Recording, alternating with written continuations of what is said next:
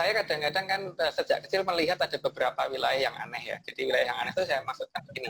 Misalkan kalau kalau kita misalkan berjalan ke suatu wilayah, kadang-kadang itu kita menemukan daerah itu macet sekali, tiba-tiba kosong gitu. Nggak tahu mobil-mobil tadi kemana. Gitu. Nah kadang-kadang saya juga curiga dengan banyak hal karena kadang-kadang saya pernah melihat ada beberapa mobil mewah yang berjalan dari arah Medland, saya kan tinggal di daerah Cilengsi ya, dari arah Medland itu dari arah Cibubur ke arah timur. Padahal untuk perumahan mewah itu kan terakhir yang perhatiin itu di legenda wisata ke timur.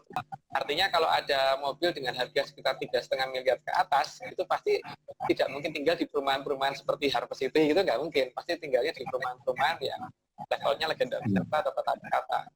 Sering banget saya temuin itu kendaraan-kendaraan kelas atas itu yang kalau pagi dari timur Harvest City menuju ke arah barat, menuju ke arah Jakarta, dan kalau malam kembali ke arah sana. Tapi kalau diikuti nggak bisa.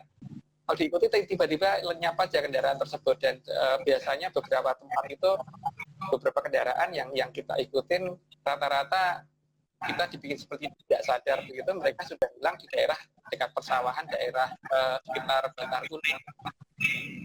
Cuman yang jadi perkara kan, nah, di sebelah timur kita, di timur tempat saya itu tidak ada perumahan-perumahan yang bagus, yang sangat-sangat mewah. Jadi mau dia sih kok rumah RSS terus mobilnya Range Rover Bentley gitu kan.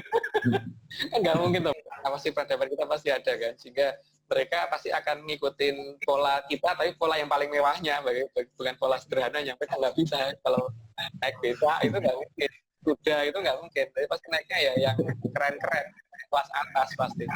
Sehingga dan kecepatannya juga kecepatannya tinggi rata-rata dan tidak bisa tidak susah untuk diikutin. Kecurigaan yang lain itu seperti kasus munculnya Singapore Telkom, Intel di daerah dekat Sodong waktu saya jalan sama teman di sini kan ada juga waktu itu Fairly pernah ikut begitu, Intel sama Malaytel itu keluar Pak di titik tertentu di dekat desa Sodong antara Sodong sama Sukamakmur, tempat-tempat seperti itu. Ini harus dijelaskan Pak, ini tidak bisa kalau misalkan kita ngomong ini hantu masuk iya sih tangkap SIM gitu loh. Berarti ada pengawasan seluler dari negara luar gitu apa sih oleh wilayah di situ gitu kan. Kalau ada yang sempat bertanya kalau nggak salah, berarti kita tahunya kalau misalkan itu karena ketidaksengajaan atau karena cerobohan mereka. Beberapa ya gitu, memang karena kecerobohan sana sehingga kita jadi tahu itu ya. Pada saat terjadi kebocoran sinyal dari sana ke sini, terus seperti kasus tower di daerah Trusmi, terus towernya Indosat di daerah Trusmi itu yang seharusnya bisa 10 km, 400 meter, terus sinyalnya hilang di titik itu kan termasuk kecerobohan dari sana kan. Data itu mereka nggak siap gitu kita adakan penelitian yang secara perencanaan, mereka pasti nggak akan siap. Misalkan ada wilayah yang kita curigai, yang sudah kita ukur secara lama dan kita curigai wilayah itu, terus kemudian mendadak ke situ kita bawa HP gitu. Dalam jarak HT itu kan nggak bisa break itu nggak nyambung. Karena HT itu jarak 200 meter kan. HT orari itu kalau cuma jarak sekitar 10 meter nggak bisa nyambung, berarti kan kita ini sebenarnya berjarak tidak 10 meter, dua orang yang berjarak tidak 10 meter, radiusnya HT itu sampai 200 meter, anggap aja 100 meter deh, itu kan masih 10 meter masih nyambung. Break, lama-lama nyambung juga, berarti kan kesimpulannya apa? Kesimpulannya kan wilayah ini sebenarnya jaraknya jauh banget.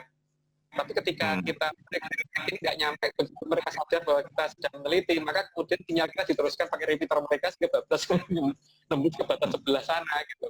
Itu tapi kalau kita lihat secara visible juga nggak masuk akal karena kekuatan sinyalnya jadi beda itu. Kalau cuma jarak 100 meter itu kan harusnya HT, kalau jarak 10 meter maksudnya 10 meter HT itu kan seharusnya sinyal itu masih full. Jadi misalkan seperti daerah perbatasan Jawa Barat dan Jawa Tengah itu kan dari bahasa Sunda tiba-tiba bahasa Jawa ngapak gitu. Itu berarti ada daerah yang harusnya nggak pendek, jadi harusnya jauh itu karena perubahan bahasa itu harusnya perubahan tidak mendadak, jadi harusnya bertahap sekali perubahannya. Jadi ketika perubahan dari bahasa satu ke bahasa satu sebelahnya itu sangat ekstrem, itu pasti ada batas wilayah di situ yang cukup jauh, tapi tidak bisa kita masukin. Selain itu, biasanya di daerah-daerah itu kebanyakan berupa pegunungan, sehingga orang tidak melihat ke atas, tapi melihatnya ke arah depan. Jadi begitu, dan jalannya berkelok-kelok gitu, dan membosankan. Jadi rata-rata orang di situ memilih tidak berhenti, ya, tapi memilih jalan terus dan tidak mengamati ke atas. Biasanya kalau malam itu Pak kelihatan sih, itu biasanya mendekati hutan seperti Jalan Lumpir terutama ya. Jalan Lumpir itu sering kelihatan ada di hutan itu di atasnya itu kalau pas ada mendungnya itu kelihatan nyawanya di bawah itu. Padahal di hutan itu nggak ada berbahaya. Nah inilah yang kita amati yang seperti ini gitu. Kita melihat suatu gunung itu ada di sebelah kiri kita. Maka pada saat kita berbelok ke kanan, seharusnya gunung itu ada di belakang kan. Tapi kejadian-kejadian yang sering terjadi itu justru enggak seperti itu. Seperti kasus di Gacario Donggol ke timur ya. Terus pada saat kita berbelok ke kiri, itu bukitnya pindah ke kanan. Seharusnya kalau saat kita berbelok ke kiri 90 derajat, dan bukit itu ada di kiri belakang, maka pada saat kita berbelok ke kiri, bukit itu kan ada di kiri kita, kan? Bukan di kanan. Ada beberapa kasus seperti kasus bis pahlawan bencana, kadang-kadang ada cerita dari berbagai banyak orang, kadang-kadang itu dia merasa baru pergi sekian hari ke pinggir pantai, beberapa jam ke pinggir pantai cuma merenung, terus waktu pulang udah dicari orang sedesa, ternyata dia udah pergi 40 hari gitu. Ada banyak hal yang nggak bisa dijelaskan dengan logika kita gitu. Orang banyak akan langsung mengatakan bahwa ini gaib, tapi kalau bagi kita, bagi saya terutama kita berusaha mencari penjelasan normalnya apa. Perubahan pola kompas. Kalau kita bawanya tegak, itu kan saja pada kalau misalkan kita ada di Khatulistiwa, karena gaya tarik antara utara dan selatan itu seimbang, maka posisinya akan mendatar begini kan. Tapi ketika kita berada di kutub utara atau berada di kutub selatan, karena kutub magnet bumi ada tepat di bawah kita, maka jarumnya akan menuju ke arah bawah. Arahnya ke bawah kalau menuju kita di kutub selatan, kalau menuju utara berarti selatannya yang di bawah, yang menuju ke bawah gitu.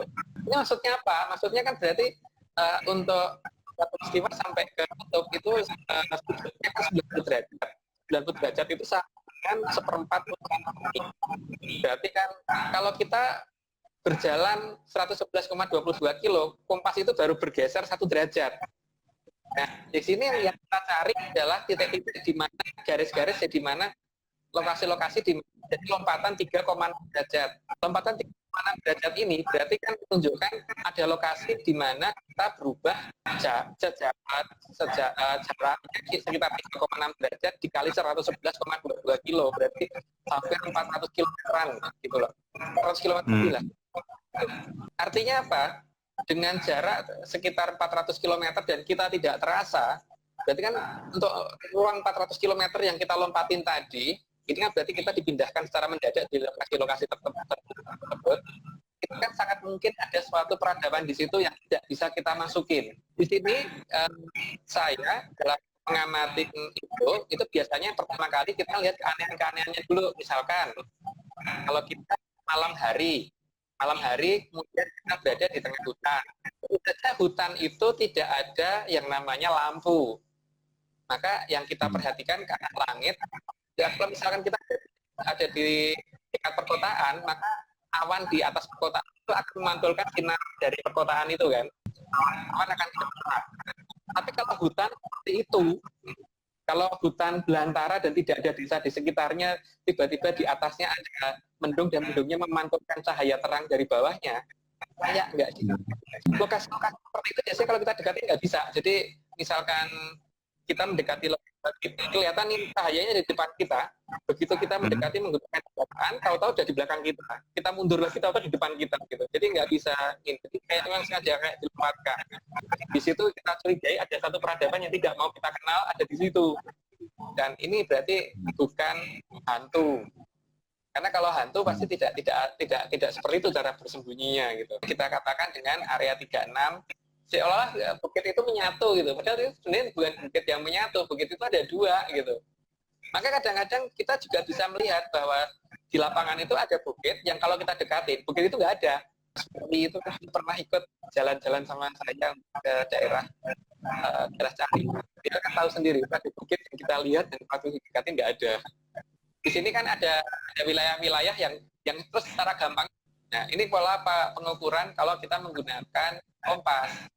Dan seperti ini itu banyak kita temukan di wilayah-wilayah kita. Makanya kalau kita jalan ke lapangan itu paling baik itu ke lapangan. Kalau kita berstory itu kadang-kadang kan belum tentu tepat.